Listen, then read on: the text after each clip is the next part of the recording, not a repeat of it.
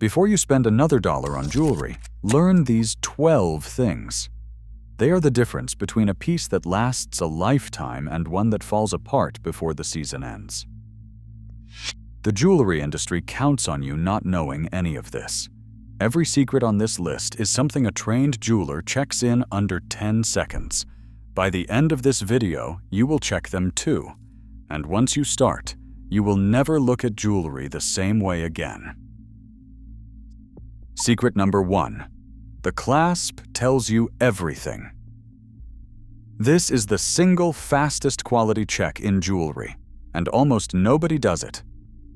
Pick up any necklace or bracelet and look at the clasp before you look at anything else. A lobster clasp with a strong spring and a smooth action costs a manufacturer $3 to $15, depending on the metal. It locks securely. It holds under tension. It lasts for years. A spring ring clasp, the tiny circle with the sliding tab, costs 30 cents. It is the first thing that breaks on cheap jewelry, and it is the reason you have lost necklaces without realizing they fell off your neck. Here is the rule. If a brand charges you $200 for a necklace and puts a spring ring clasp on it, they are telling you exactly where their priorities are. The gold or silver on the chain might be real, but the engineering stops where the profit margin starts. High-quality jewelry uses lobster clasps, toggle clasps, or box clasps with safety latches. If you see a spring ring on anything above $50, the piece is not built to last. It is built to sell. Secret number 2. The links do not lie.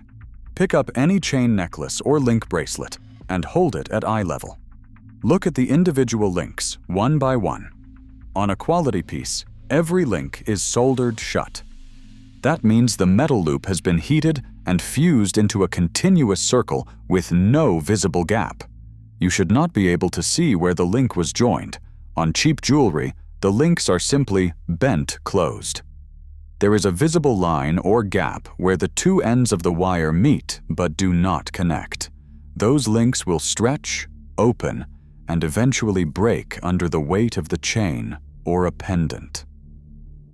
This is one of the tests we covered in our fake versus real video, and it applies universally. Tiffany solders every link. So does Cartier. So does every independent jeweler who respects their craft. If the links are not soldered, the piece is not fine jewelry. Full stop. Secret number 3. The stamp is not proof, but it is a clue. Every piece of real gold or silver jewelry should carry a purity stamp. 750 means 18 karat gold, which is 75% pure. 585 means 14 karat, which is 58.5% pure. 925 means sterling silver. 950 means platinum. If there is no stamp at all, be cautious. But here is what most people get wrong. The stamp alone does not guarantee authenticity. Counterfeiters stamp fake purity marks on base metal every day. What you want to look at is the quality of the stamp itself. On a genuine piece, the numbers are crispy, evenly spaced, and centered on the surface. On a fake, they are often crooked, shallow, or slightly smudged. The stamp does not prove the metal. The precision of the stamp proves the maker cared enough to get the details right. Secret number 4. Gold-plated, gold-filled, and gold vermeil are not the same thing. This is the secret the fast fashion jewelry industry prays you never learn. Gold-plated means a microscopically thin layer of gold, often less than half a micron, applied over brass or steel. It looks great on day 1, and it starts wearing off within weeks of daily use. Gold-filled is a completely different product. It contains 5% gold by weight, bonded to a base metal under heat and pressure. It will last from 5 to 10 years with daily wear, and it will not flake, peel, or discolor under normal conditions. Gold vermeil sits in between. It is sterling silver coated with at least 2.5 microns of gold. It is better than plated and not as durable as filled, but the silver base gives it real value if the gold eventually wears through. The problem is that most brands use the word gold without specifying which type. A gold necklace could mean 14-karat solid gold worth $300 in metal alone, or it could mean gold-plated brass worth $4. If a listing does not say solid, filled, or vermeil, assume plated, because if it were anything better, they would tell you. Secret number 5. The stone setting determines whether your diamond survives the year. A beautiful stone in a bad setting is a stone you are about to lose. There are 4 major setting types, and each has trade-offs you need to understand. Prong setting uses metal claws to hold the stone above the band. It lets maximum light in, which means maximum sparkle, but the prongs can catch on clothing and bend over time. Check that each prong sits tightly against the stone with no gaps. Bezel setting wraps a thin wall of metal around the entire edge of the stone. It is the most secure option and protects the stone from impact, but it blocks light from entering the sides and reduces brilliance. Pave setting involves dozens of tiny stones set into the surface of the metal, each held by miniature prongs. It is gorgeous when done well, and a maintenance nightmare when done cheaply, because individual stones can loosen and fall out. Channel setting places stones in a groove between 2 walls of metal. It is the most durable option for rings, because nothing protrudes above the surface. If you lead an active life, choose channel or bezel. If you want maximum sparkle and are careful with your hands, choose prong. But regardless of type, check this. Grab the piece and gently shake it next to your ear. If you hear any rattling, a stone is loose, and that piece should not leave the store.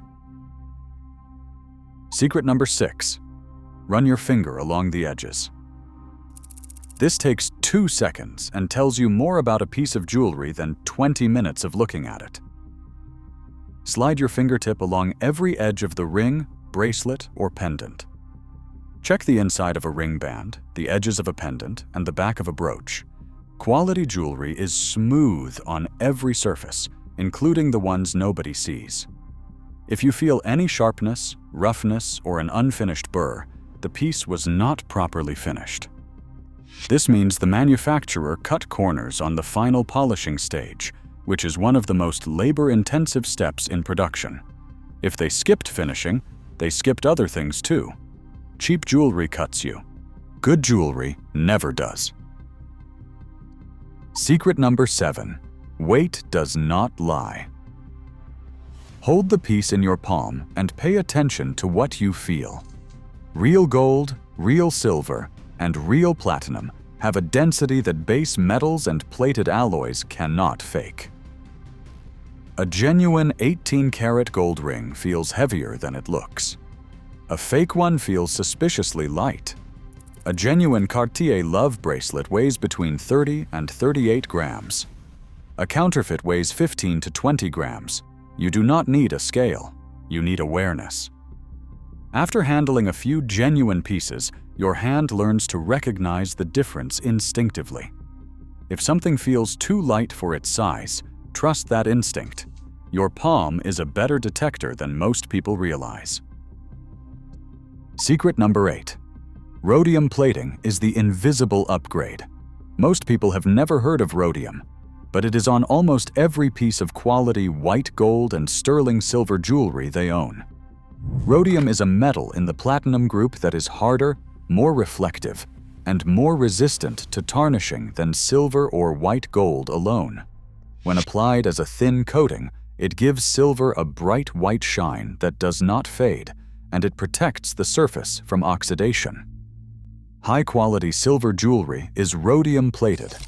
That is why it stays bright for months without polishing.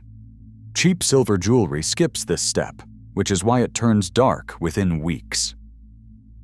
If you are buying sterling silver, ask whether it is rhodium plated. If the seller does not know, that tells you everything about their quality standards. If you are learning something new, subscribe. I break down the jewelry industry every week. Secret number 9. Enamel quality separates art from craft. Enamel is colored glass fused to metal under extreme heat. When done properly, it creates a surface that is smooth, vibrant, and permanent. When done cheaply, it chips, bubbles, and fades. Here is how to tell the difference. High-quality enamel, the kind used by Van Cleef and Arpels or Tiffany on their Schlumberger pieces, is fired in a kiln at temperatures above 700 degrees.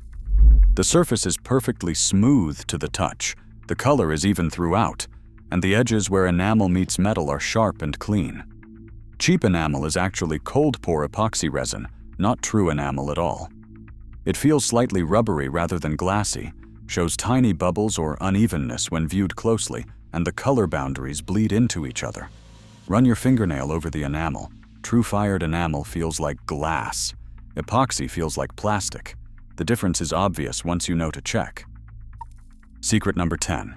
Hinges and mechanical joints reveal the truth about durability. Every bracelet that opens, every earring that clasps, every pendant that swivels has a mechanical joint, and that joint is where cheap jewelry dies first. On a quality piece, hinges move smoothly with no wobble, no grinding, and no side-to-side play. The pin inside the hinge is tight, and the two halves align perfectly when closed. On cheap jewelry, hinges feel loose from day one. There is lateral movement when you push sideways on the joint. The pin may even be visible or protruding slightly. Within 6 months of daily wear, that hinge will either seize up from corrosion or loosen to the point where the piece falls off your wrist without warning. Before you buy any bracelet or earring with a hinge, open and close it 5 times. It should feel identical on the 5th time as it did on the first. If the action gets rougher or looser with repetition, the mechanism will not survive daily life. Secret number 11. Symmetry is the quiet mark of quality. Lay a pair of earrings side by side on a flat surface. On a quality pair, they are mirror images of each other. They should be identical in size, shape, curvature, and stone placement. On a cheap pair, look closely, and you will see differences. One earring may be slightly longer. One stone may be slightly off-center. One curve may be slightly flatter. Mass production at the lowest cost does not inspect each pair individually. Pieces come off the line and get boxed without comparison. A quality manufacturer matches every pair by hand before packaging.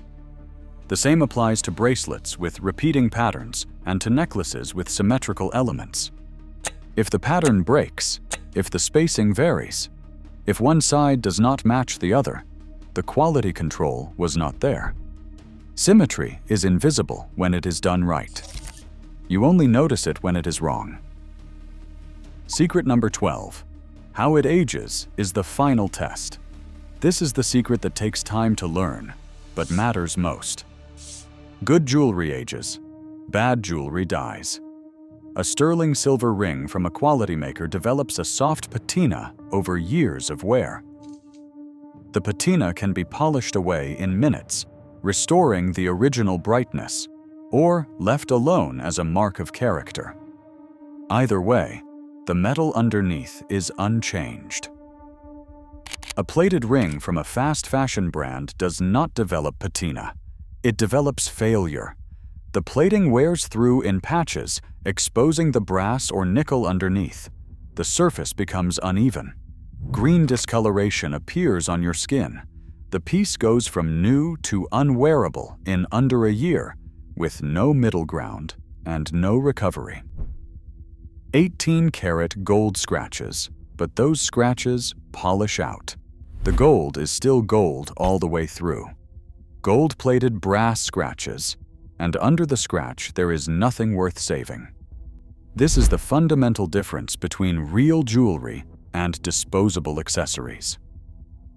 Real jewelry survives contact with your life. It takes the bumps, the water, the daily friction of being worn, and it responds by developing a story. Cheap jewelry cannot survive contact with your life. It can only survive being looked at. Across all 12 secrets, one pattern is clear. Quality hides in the details that nobody checks and nobody advertises. The clasp, the links, the edges, the weight, the hinge, the setting. These are not glamorous features. They do not photograph well. They do not trend on social media. But they are the difference between a piece you wear for a decade and a piece you throw away in 6 months. The jewelry industry spends billions on marketing, packaging, and brand stories. Not $1 of that spending improves the clasp on your necklace. Now you know where to look, and knowing where to look is worth more than any brand name on any box. Which secret surprised you most? Drop it in the comments. And if you want more breakdowns like this, subscribe. I will see you in the next one.